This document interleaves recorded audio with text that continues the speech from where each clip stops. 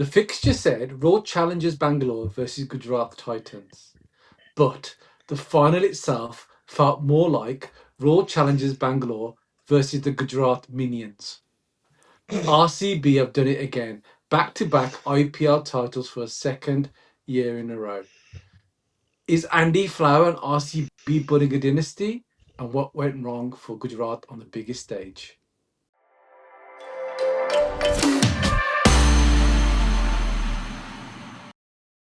Welcome back to 2 Hours 2 Innings Cricket. This episode is sponsored by Synaptech. So we've just watched the IPL 2026 final and a bit of a damp squid, really, wasn't it, boys? God, I mean, honestly, the Champions League final and this IPL final just have not lived up to expectation. Honestly, I don't know what's been going on. I mean, you thought with Sai Sudarshan and Shubman Gill, I mean, thank God Sai Sudarshan kept his hand on his bat. I mean, he must have put some glue on his gloves this time round, but they just couldn't seem to get going. I mean, 12 runs off of 12 balls, and Shubman Gill only scoring 10 runs off of 8. I mean, it was not good enough. I mean, it's all good playing great innings in the league phase and the playoffs, but this is the time where it matters in the final. And I think it just didn't go their way. And again, it just looked like Gujarat just couldn't get a foothold into the game. They were just losing wickets at key times. Fair enough. I think it was only Washington Sundar that came up with 50 not out, but everyone else around him just kept on getting told over. And 155, it was not going to be a match defending total, unfortunately, and it just RCB just looked really, really good. I mean, again, it's not a final for the ages. I mean, neither was last year's with Punjab. It's always a bit of an annoying kind of spectacle because you kind of think with the finals, you want it to go down to the last ball, or you want some heroics, you want something absolutely dramatic, like when we saw South Africa versus India in that final over in that T20 when Surya Kumar took that magnificent catch. You want some kind of magic, you want some kind of drama, and there was none of that in this game. So again, fair play to RCB, back-to-back titles. Congratulations to the management. Congratulations to Kohli. Fantastic innings. He's called King of Chase for a reason, and honestly, he pulled it out of the cards today. So it was great for Kohli.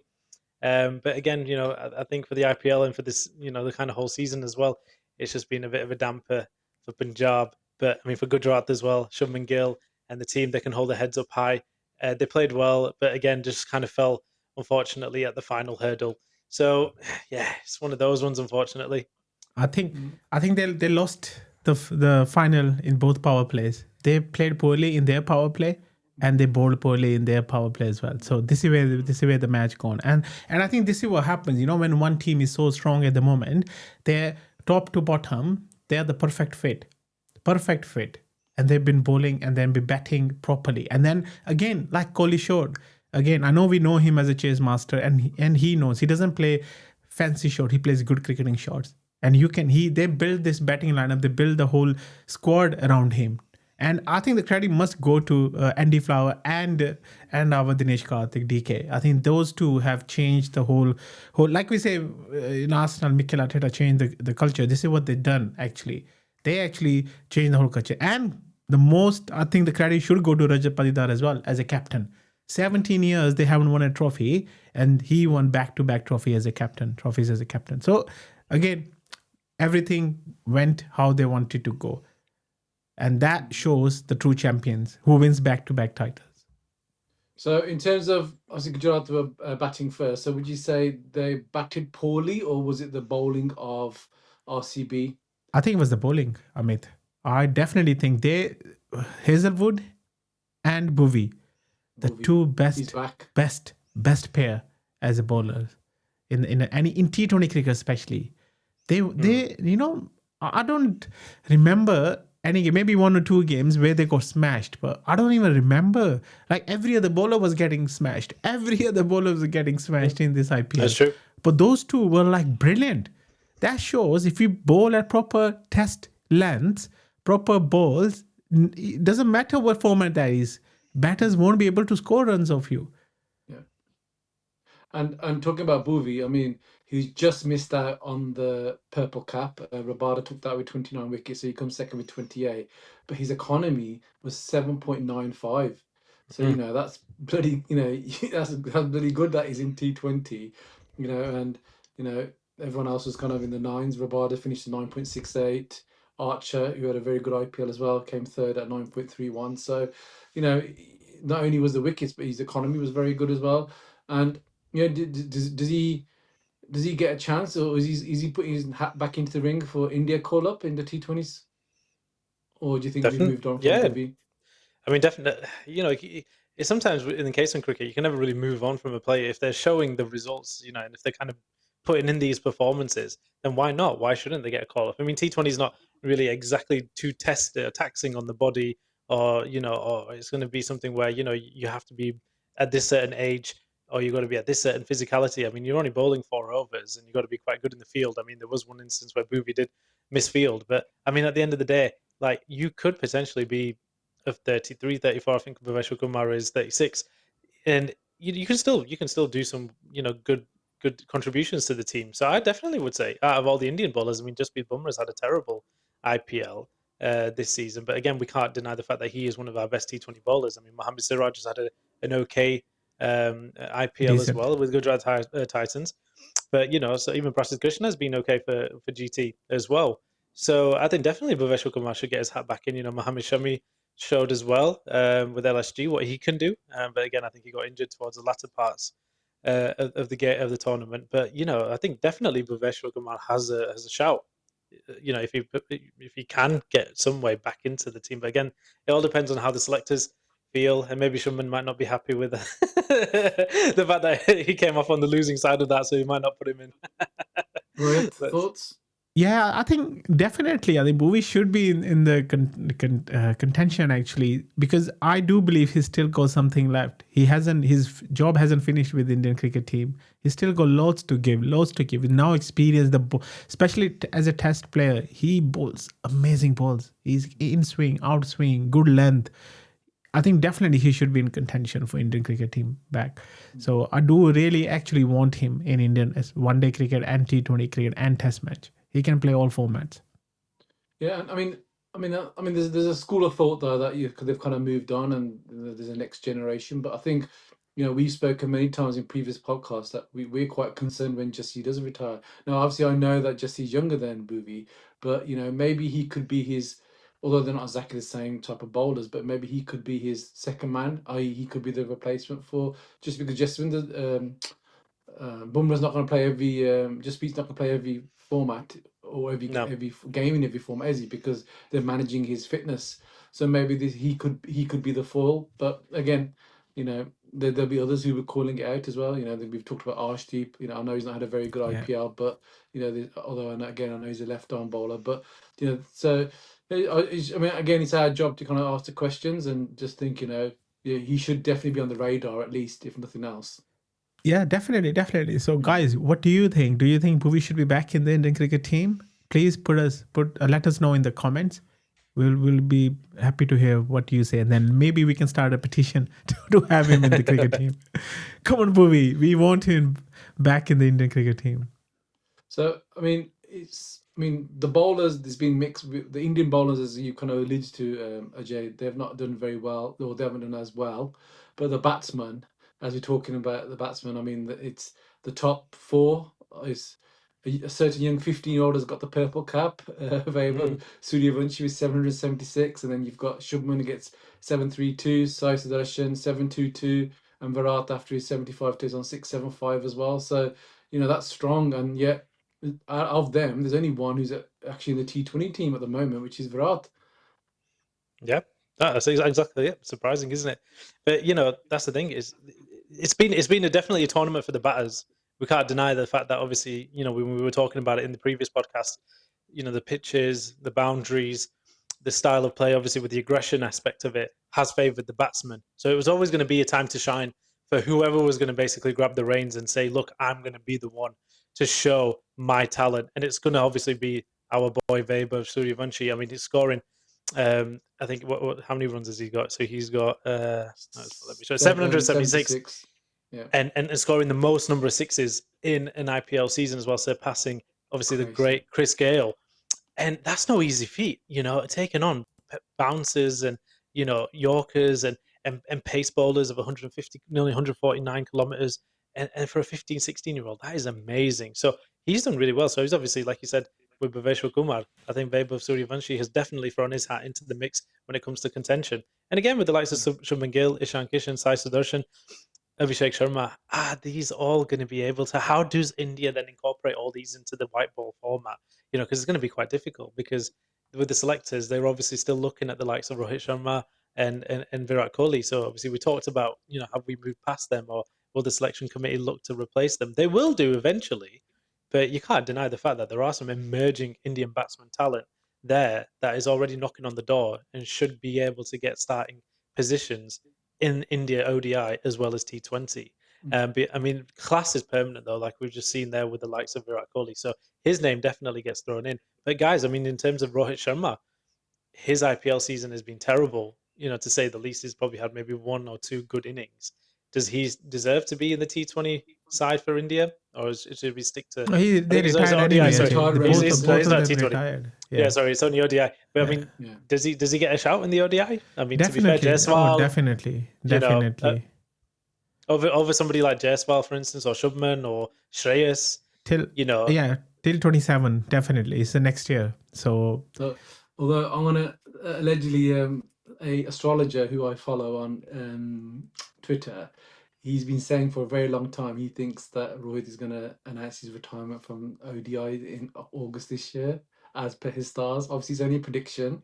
oh And well. obviously, depending if he's got his right time of birth as well, etc. But he's been saying that for a long time, and he's retweeted that again today. So let's see. okay, let's see. Let's But see. coming back to the But- game, I think. Go on. No, I think that, like I said, the power play was very poor from GT. I think definitely that was because of the bowling. The quality of the bowling they had. I think I don't understand why they put Sindhu first when they know Joe Butler is better, is a world class opener in T20 cricket, and to play him in number 3 all season, and suddenly in the final you put him 2 down. I mean, that did not make sense to me as a fan, as a spectator as well. So why make a change? You've been betting. He's been betting brilliantly. Why do you change the order for the finals? That's why sometimes I don't get those coaches to think too much in the finals to see. Let me change something. Let me put some confuse, some doubts, in the bowler's mind. Just like Arteta. Yeah, just like Arteta. But then, actually, Ajay, you joke about that, but that's a good point actually, because yesterday, Arteta made a big call that we discussed in our guys. If you do like football as well, please do follow us on 2 Halves and 2 Innings football. We talked about him dropping Gyökeres for Gyökeres got dropped for Havertz, so it's maybe the same. But I mean, remember as well that they only played each other a couple of days ago, didn't they? So is that Gill and the coaching team of Gujarat being reactive in terms of maybe they saw something from that first game, which is only 2-3 days ago? Sorry, the first playoff. Yeah, I do. I have one thing here, because play your best, give them the most balls. All your best batters, give them the chance to play the most balls, especially in T20 cricket. You don't get many balls to play. So give them the platform, give them the chance to play. You can't just hide them for last 5 overs or 6 overs. That's the match gone already by then. So this is why I was thinking there was then too much pressure as well. I know 2 down and then 3 down. There was a lot of pressure. I don't like this. If we have a proper, I even wanted Butler to start. Open. Essentially. Sai Sudarshan to come in number 2. But then they've been like with Sai and Shubman Gill, they decided right from the start, from last season as well, that those 2 are opener batters. Let them play every game as openers. But that's fine if they decided that. But to change the order just for Butler to come in number 4, and in power play as well, when power play is so crucial, if they had made extra 30 runs, they could have been amazing game to watch for spectators. Could have been very close. They only won in 18th over. Yeah. They only got 2 overs left. So it could have been another 30-40 runs. I think this was a perfect wicket for the final. It was helping bowlers as well. So I do believe they missed a chance here.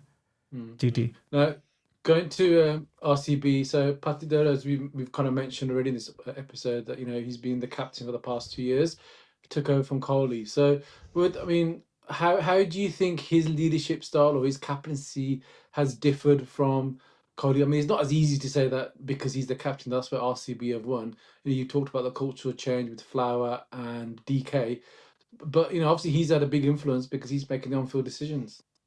Yeah, I think again is you can learn as well leadership. People say you are born with leadership. I don't believe that. It's a skill. You can learn that as you go along, and some people learn a different way.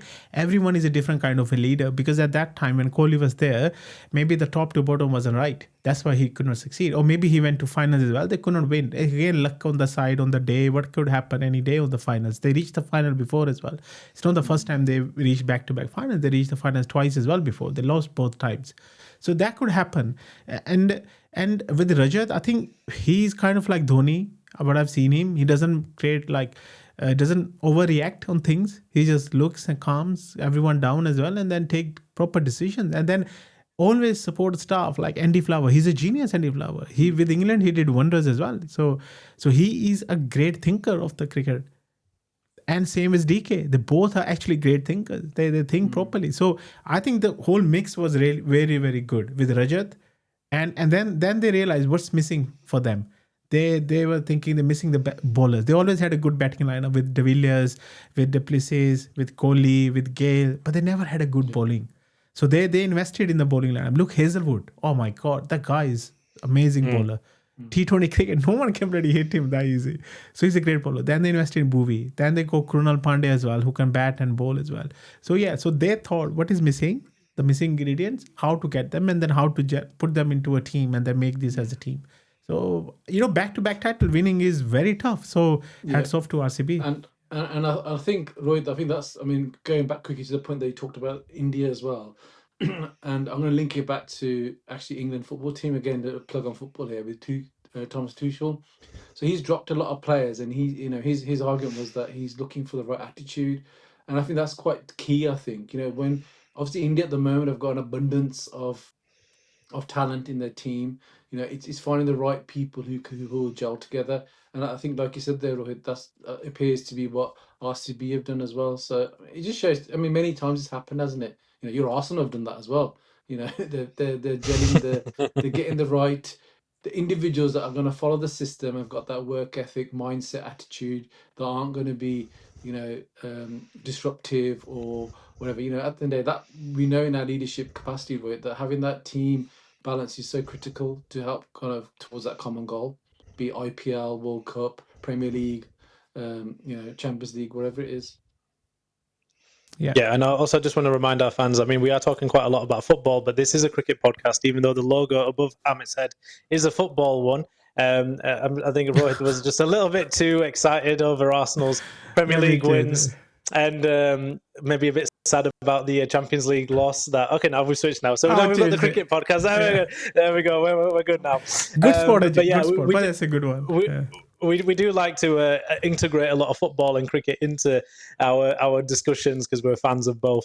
And again, like Amit said, please do like our cricket football podcast as well, 2000 Innings Football. But like Amit said, it is very important to have leaders as well as players that can kind of gel together. Patidar was actually signed by RCB back in 2021, but didn't really feature in their season much, only playing 4 games. It was only until the next season in 2022 where he actually came in as a replacement player and ended up actually being RCB's 3rd highest run scorer. And he actually scored 112 runs out of 54 balls in their eliminator against LCG Lucknow. So again, it kind of just shows that Rajat Patidar wasn't probably in RCB's thinking at the beginning. He probably was signed just as a batsman, but then look how much he's progressed and look how much that he's kind of shown what a leader he can be, that he got captaincy. And then look at that, being captain and then winning it back to back. Just shows that sometimes in the world of sport, it can just be destined that if you are picked, all stars align and you can actually just be fantastic in it, and then you can reap the rewards. Look at Shreyas for KKR. Nearly had it for Punjab last season, but hopefully next season the stars will align for Punjab and for Ricky Ponting and the likes of Shreyas. Boys, obviously going a lot about this final game, even though it wasn't much of a spectacle, but it has been a very interesting IPL season for Punjab Kings, and that's why I'm supporting their top. And as well as Rohit is supporting that beautiful 2008 top. Do you think that has been the biggest disappointment of the fact that we've seen teams where they've started off so well and then they've just underperformed, or vice versa, where they've just not kicked off early in the IPL and then they managed to kind of create momentum towards the end of the tournament, and they've managed to get into these qualifiers. I mean, it is a very interesting 14 games we've seen through the teams. I mean, what, apart from Punjab, I mean, RCB have just been fantastic all season, haven't they? Those kind of small wins and victories, tight victories that they've had against like the likes of Mumbai Indians, where they just made it over the line from one run. And then if you look at Delhi, the likes of David Miller not taking that one run, and that cost them 2 points, and they could have got into the qualifiers had David Miller made that extra run. I mean, these are fine margins, in these tournaments and these games. Like, Rohit, where do you feel, for the likes of Punjab, where did it go wrong for them? We talk about Gujarat, but where did it go wrong for Punjab this season? I don't know, man. I think that's probably talk for the proper episode on this. If we put time on it, we probably speak a lot. But in a short way, I'm gonna say this. I think the whole thing changed this year for Punjab. Maybe like we discussed earlier as well. Maybe complacency came in. Maybe the arrogance came in. We don't know what came in right at the time. And when we won 6 on the trot. We were at the top. We just needed one more win to go into the playoffs, and everything just fell apart. Don't know what happened. I literally don't know what happened, but fielding obviously was bad, pretty bad. Batting or bowling was poor, very poor. I wish apparently we had, Punjab are rumored to be releasing Arshdeep. I don't know, but they were too busy in creating videos, reels, and everything. No one have you seen the RCB players? They were so focused. And I did not see Punjab players so focused on this. Imagine that's RCB. Maybe the difference, isn't it? Yeah, exactly. That all comes down to the support staff, to the players, to the captain. Maybe they were doing everything, but it didn't show up that way. Obviously, we are outside. We don't know what's happening. We are just talking about from outside world. So I think the bowling was very poor, very, very poor. We didn't even had one bowler who could bowl like Hazelwood or Kunal Pandya or Bhuvi. No, you need bowlers to win the tournaments. Batters can win you some games, but bowlers win the finals like they did today. Way. They got Shubman Gill out, Sai out, Butler out. See the pressure. So this is what pressure does. This is what good bowling does. So you needed good bowlers. I hope we invest in good bowlers next season. But I think there's a template there from RCB, isn't there? You said that obviously the 100%. batting lineup was very good before, and what they did was they invested in their bowling lineup, and look at the subsequent. I mean, I think at the start of the season when we were kind of had our predictions, we felt that RCB was good, batting wise. Punjab was good batting wise. We just felt the concern was bowling, but we hope that Arshdeep was going to carry on his form from the World Cup. Lockie Ferguson, once he got back after the birth of his child, but these things didn't materialise, did they? So, as you said, I think for me personally, that's been the biggest disappointment, but that's as a Punjab fan. I think if you look at kind of LSG, I think they've been quite disappointing as well. Mm-hmm. And Rishabh Pant actually resigned. Sorry? Rishabh Pant resigned as the captain. He said he wanted to go, Yeah. Mumbai Indians, again, they're in turmoil. They're kind of second at the bottom as well, or second from bottom. I think Hardik is getting pushed out. Allegedly, the Hardik is going to get exiled or a mutiny. But nearly for you, Rohit, for next CSK. year anyway. So, I mean, what's been your biggest highlight, boys?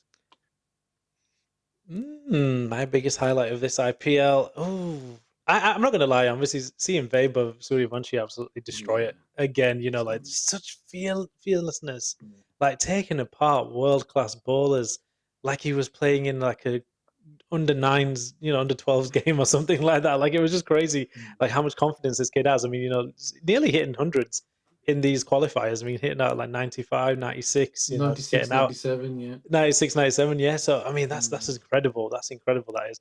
I did think one highlight for me, the top moment, I think when we played Mumbai Indians, when Punjab played Mumbai Indians, and Shreyas made that catch across the boundary line where he caught it and then threw it back to his teammate, and then he just looked at the Mumbai Indians camp. He was just like, yes, like that. I thought that was a good highlight for me, but then obviously after that, then it all went downhill for Punjab. So not many highlights. For me, it was Vaibhav as well. Suryavanshi, first ball, I think he faced his first ball against Bumrah in Guwahati and hitting him for six. That was wonderful to watch. Same for Rabada. The shot he played against Rabada the day. Oh my God. Brilliant. And I like his courage at 96 and 97 as well. He didn't go on for singles to score his 100. He said, no, I want to play how I play. He tried to hit a 6. He tried to hit ball out of the park. He did. See, that's what I believe. That's what matters. If you only think about yourself, that, oh, I'm 97 now, let me take it easy. I'll be he already scored 100 last year. He showed his potential. This year, he taken it to the next level. And hopefully, he was today with Jay Shah sitting beside him. I think because he was probably want to give him the orange cap. But I think it's good to see him. We need to nurture him. He's still very raw, very young. But he has good eye and hand coordination with, and I think he can do wonders for India. I think definitely he should be in India team. Definitely he should be in India. Do you think he kind of put Jaiswal in a bit of a shadow? He did. He did. Big time. I think if Big time. Do you think everyone is? Even Abhishek, Ajay. Even Abhishek, he must be like, Abhishek was thinking, I came in with the bang in Asia Cup, and now Vaibhav is taking over. Do you think in a way then for Jaiswal in particular, if Suryavanshi stays at Rajasthan Royal, do you think Jaiswal needs to maybe move on? If he wants to kind of progress his individual career in a way, because he's just going to get outshone by Vaibhav. He's not going to. He's playing second fiddle. But Ajay, I see it differently here. I see that one boundary hitting batter, one is the batter who can play long innings. So either Shubman and Vaibhav will play open the innings, or maybe it will be Vaibhav and Jaiswal, because we can't have Vaibhav and Abhishek together opening. So we can't have that. We need one like why did we win the World Cup? Because we had Sanju Samson who can play long innings, who knew how to play long innings. This is why Kohli plays long innings and other batters around him smash the ballers out of the park. This is why you need that combination. Today's an example of that, Rohit. With the way that's Kohli and Salt. Kohli and Iyer started off. He was, got 32 off 16 balls, and then at that point Kohli hadn't scored many. But then as soon as he got the wickets fell, and that's when he came into his own. And then he had a couple of overs where he got quite a few runs, a couple of fours and a 6 for Rabada as well. So I think that just highlights your point that that kind of setup works. You need a solid batter at the top. Sorry. You need a solid batter at the top. Yeah. With a swashbuckling batter. If you have batter. two explosive batsmen, as exciting as it is, when it goes wrong, which it can do, then that's 2 wickets down. It puts a big pressure on the rest of the team, doesn't it? Yeah. But Jaiswal's not going to be your one that's going to be the holding anchor, though. He's good in one day. He's good in one day. He already scored. No, I'm talking about just Rajasthan. I'm just talking about Rajasthan. Yeah. I'm just talking about just Rajasthan. Do you think like maybe he needs to then move a different franchise? Because if Vaibhav is going to stay there, I don't think he's going to be good for his career. Vaibhav is not staying. You bet. I mean, there was I think reports from Mumbai. I think Ambani's offering some 30 odd crore Vaibhav or is not something. staying, guys, in Rajasthan. Jadeja didn't stay. A lot of big players didn't stay. Butler went to GT as well, so he's not gonna stay for long. I think now, like you said, next year Mumbai may buy him. Yeah. Put him as the next Sachin. True, could be. So in terms of partnerships, though, if you have to think about this season, who's been your best kind of dynamic or best like opening partnership from all the franchises? Who do you think has been the best? Ooh, tough question. For me, I think even though we take the final out, I think it's been Shubman Gill and Sai. Because if you see RCB, I know Kohli was brilliant, but he always had different partners, right? Salt started, Bethel started, and then Venkatesh Iyer started with him. So if you see consistency, Gill and Sai were brilliant. Both of them were brilliant together. Yeah, Amit, who would you say? Yeah, same. Can't argue with that. Yeah. I think, to be fair, I ain't gonna lie, after watching that YouTube video of SIH doing that slowly, you have to put Travis Head and Abhishek Sharma. They didn't score that well, though. They didn't score that well, but I mean, whenever you saw them two just batting, you always thought, is it going to be, are they going to just score 10 runs, 20 runs, or are they going to just smack it for 60, 70 runs, off of like 4 overs, 5 overs? So I think, you get it from both aspects, don't you, from the IPL? You see hard hitting, absolute, tonking 6s and 4s left, right, and centre. You saw power plays where they were making nearly 100 runs from 6 overs. I mean, I thought, Prabh Singh and Surya and Priya Shanria, they did really well as well at some points. But then they just lost it after that, 7th, 8th game. They just could not kind of get a good partnership going. And they looked really promising. They looked probably actually the most, kind of well-balanced kind of opening batsmen where they both can kind of be dynamic. They both can be quite attacking when they need to be, but then the other person can then kind of just pot it for singles, pot it for twos, and then rotate the strike. But again, like I said, even Kohli coming in as opening, he's done fantastic as well. It's just a shame that Phil Salt or Vikant Shire weren't there at the beginning or kind of helping him out that much. So yeah, I mean that's my take on the partnership So last side. question before we wrap it up. Then, how does this IPL rank compare to other IPLs? Was it an average IPL, a good one, below average? What's your thoughts? I was reading something actually. Sorry, there was somebody that posted up. Someone was talking about, I think, that the magic of the IPL has kind of gone a little bit. Where we were kind of just like glued onto it on the TV all the time, and we were discussing the teams, and we had maybe more allegiances to different teams.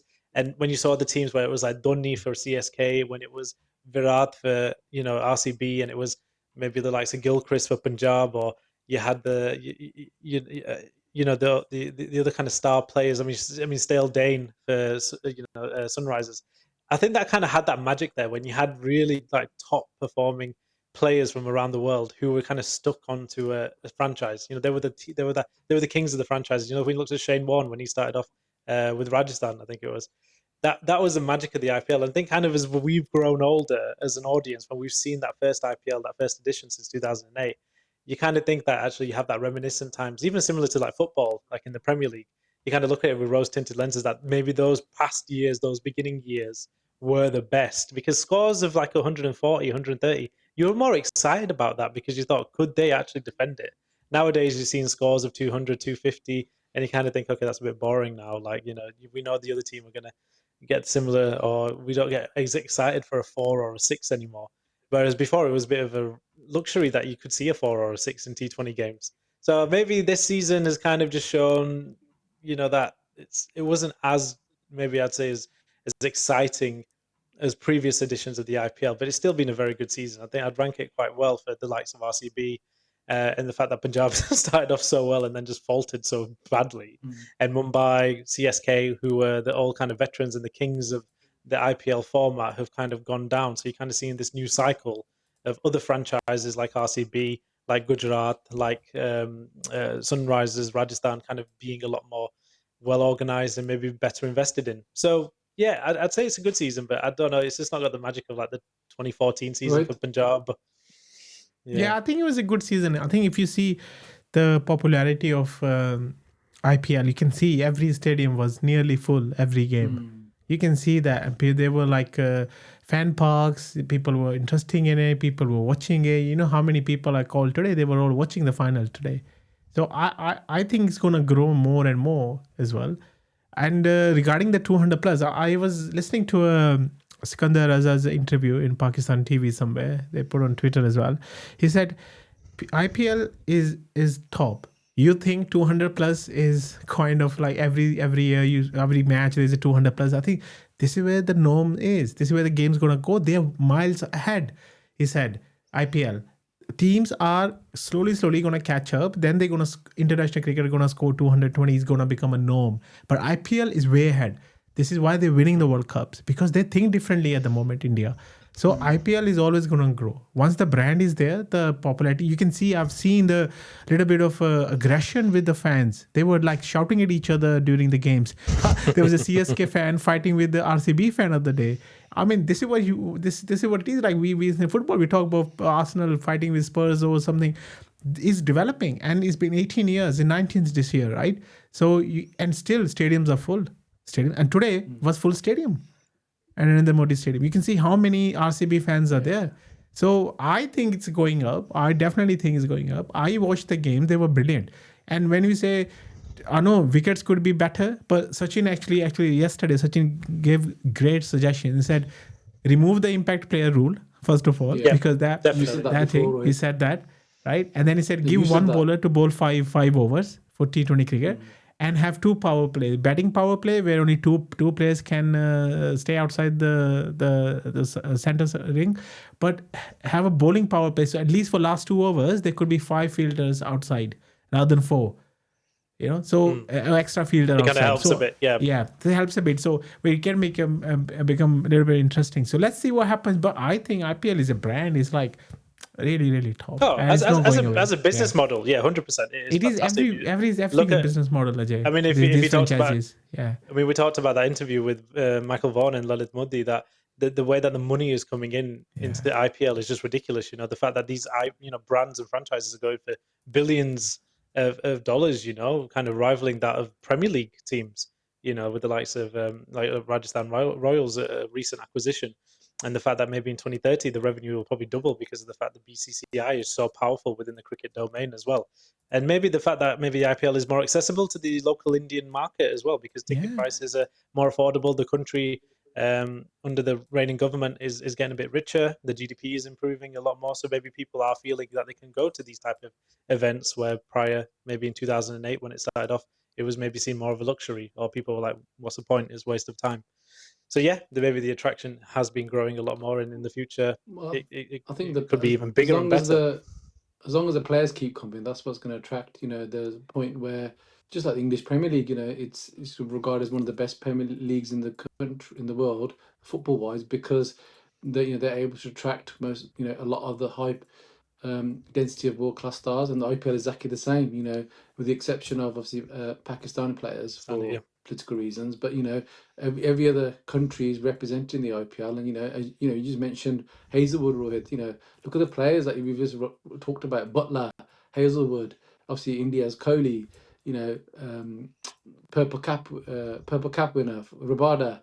You know, look at these fantastic players that the elite in their profession. So you know, it's the and one thing about I'll say, Ajay, quickly on your point is that regarding scores, I think people adapt over time, though, don't they? So you know, if you think about it, in 2008 when IPL started, that was in the infancy stages of T20 cricket. So I think as people have got as sports people have got used to this format and kind of how to maybe play it and adapt to the format, I think that's where you're seeing kind of from batsmen especially, um the kind of the bigger scores, etc. But it's exciting. It's an exciting spectacle.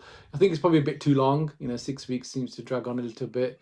It does, yeah. But and again, I think they want to I'm add with more. They want Rohit's call. to add more franchise teams. Apparently, they were saying that they wanted to add more Really? teams to make Oh it God. longer. You know, No, but yeah, the thing is, one question I wanted to ask you guys actually. One thing as well. I think Rohit, you hit the nail on the head when you talked about some certain changes with the impact player. What do you think about then the restriction on overseas players in the IPL in the future? Do you think that there might be a time where they may remove the restriction for just 4 international players in a starting 11? And do you think it could be a case of they kind of move like the Premier League, where it's have as many as you want? yeah. I think not have as many as you want like Premier League, but I think definitely 4 is quite low because you can see today GT, a great bowler, English bowler. I forgot his name now. Archer? No, No, there's sorry, another not bowler. Archer. That's Rajasthan. Yeah, that's Rajasthan. He could not play. Glenn Phillips couldn't play because of the 4 overseas players. I think they may increase it, but then again, it is the whole idea of IPL was to bring India to the top. If you see Exactly. that, so they want more Indian players playing there rather than foreign players. The foreign players are there to help the Indian players, Yeah. but the only good ones will play. But there are, so I still believe that's why I'm wearing the OG shirt. I still believe those 8 teams were the teams. I didn't know, when they included GT and LSG. I thought, why they're so, when it has that whole, you've been 18 years, 17, 16 years, right? You've been with those teams, and those teams have built their brand and everything. Yeah, I do believe with you guys, 10 teams and such a long tournament, they should probably split it into 2. But maybe they. Because more money as well, right? 2 months more money. That's it. It's all about Broadcast money. rights, more money. So if More people To are the watching venues, it, to the who stops it? grounds. Yeah, Yeah. stadiums, turnaround, and French and the merchandise and everything. So if people are buying it and people are paying to watch it, who cares?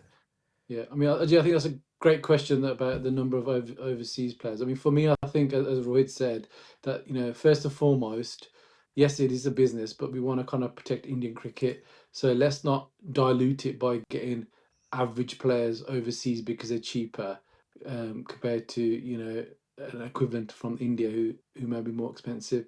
So let's keep it so it's world class players who are coming overseas, and that's the coach's skill set and the captain's skill set where they've got to juggle the teams around so they do meet that quota. So for me, I think that is important that we stick to that. So there we go. Last game of the season for us. And Royal Challengers Bangalore have done it again. Virat Kohli unbeaten 75 and back to back. And Andy Flower. Well, the flower is definitely growing beautifully in Bangalore today. It's blooming. Blooming. That's it. It's fantastic.